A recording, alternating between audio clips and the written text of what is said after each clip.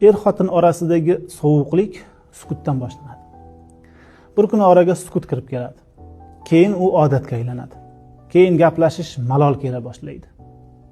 Sukut oson, yoqimli bo'lib qoladi. Shu bilan his-tuyg'ular, mehr-muhabbat, yaqinlik so'na boshlaydi. Gaplashing. Shunchaki gaplashing. Yo'q, katta masalalarni emas, oddiy narsalarni gaplashing. Gaplashish oraga iliqlik soladi. Oilaga sakinat, orom chaqiradi. Kuning qanday o'tdi? Bolaligida kim bo'lishni orzu qilarding? Yoki shunchaki bugun charchab qolmadingmi deb so'rang.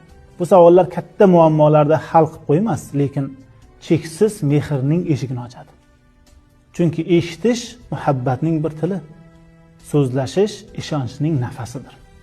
Sog'lom muloqot har bir sog'lom oilaning asosidir.